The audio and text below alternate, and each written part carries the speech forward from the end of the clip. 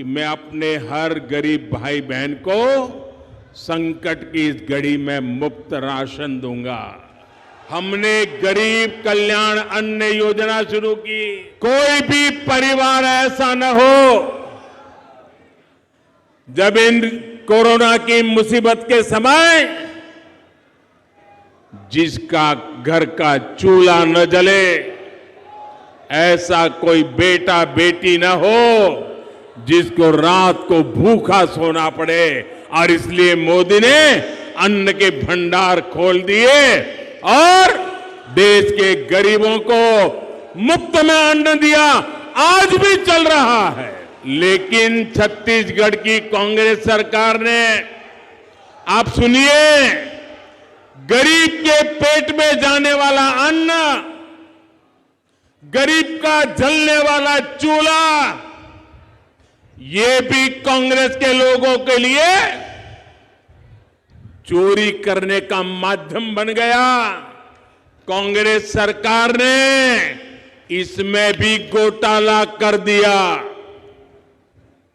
आज यहां का हर लाभार्थी कांग्रेस सरकार से पूछ रहा है कि बताओ हमारे हक का राशन कहां गया।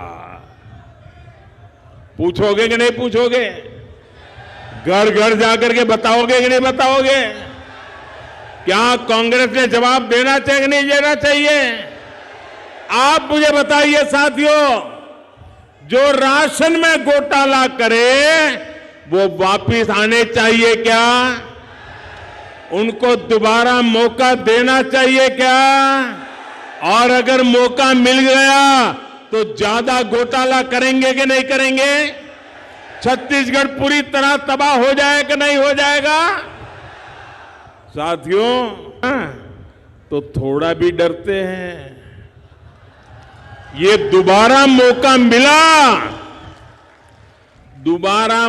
मिला तो घोटाले करने की इनकी हिम्मत इतनी बढ़ जाएगी, छत्तीसगढ़ में कोई उनको रोक नहीं पाएगा। ये तो मैं दिल्ली में बैठा हूं ना, है तो हर पार्टी के लोग, हर पार्टी के नेता आते हैं, सबके भाषण सुनते हैं आप। कभी कभी मेरे मन में आता है कि सबके भाषण एक ही लगते हैं मुझे। हम उनको दोष देते हैं, वो हमें दोष देते हैं। हम कहते हैं कि वो भ्रष्ट है, वो कहते हैं हम भ्रष्ट हैं। हम कहते हैं कि हम सेवा करते हैं, वो कहते हैं कि वो सेवा करते हैं। तो आपको कैसे मालूम होगा कि किसकी बात सही है और किसकी नहीं है? और इस देश को चलाने के लिए, प्रदेश को चलाने के लिए आप एक नेता में या एक पार्टी में क्या उम्मीद रखते हैं? क्या चाहते हैं उससे? आपने इस बात को गहराई में, आपने इस बात के बारे में सोचा है? आज मैं इस बात को आपके सामने रखना चाहती हूं कि जो नेता होता है, जो प्रदेश को चलाता है या देश को चलाता है, उसको एक गहरी समझ होनी चाहिए। किसी ने कहा विजन होना चाहिए, रोड मैप होना चाहिए। आज की सरकार को देखिए, आज की सरकार सिर्फ 2 उद्योगपतियों का प्रोत्साहन कर रही है, सिर्फ 2। उनके जो मित्र हैं उनको पूरी देश की संपत्ति सौंपे जा रहे हैं। देश के बंदरगाह, देश के एयरपोर्ट, देश के जितने भी बड़े बड़े पीएसयू थे। अब आप सोचिए, मैंने भविष्य की बात की। भविष्य में सोचते हैं तो सबसे ज्यादा क्या होता है जरूरी भविष्य के लिए? नौजवानों के भविष्य। तो आप क्या उम्मीद रखती हैं इनके भविष्य के लिए कि बड़े होकर नौकरी मिलेगी, कमाएंगे, खुद अपना भविष्य मजबूत बनाएंगे?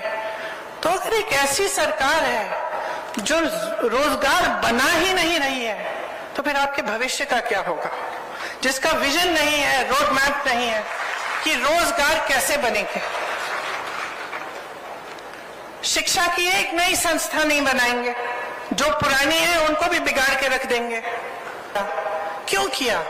जैसे मैंने कहा, क्योंकि एक ऐसी नीति आ रही थी जो उनको कुचलने वाली नीति थी। इसी तरह से हर वर्ग को देखिए, आप महिलाओं की बात कर रहे हैं, सब कर रहे हैं आजकल, क्योंकि आजकल नेता भी समझ गए कि महिलाओं का वोट बहुत कीमती है, इसीलिए आप सब महिलाओं की बात कर रहे हैं। लेकिन महिला आरक्षण की बात सबसे पहले किसने की? सालों पहले कांग्रेस पार्टी ने की। महिलाओं को आरक्षण किसने दिए? पंचायतों में सबसे पहले कांग्रेस पार्टी ने दिए। और इन्होंने एक ऐसा कानून पास किया है जो 10 साल तक ये कहते हैं लागू नहीं होगा। तो क्या करेंगे हम इस आरक्षण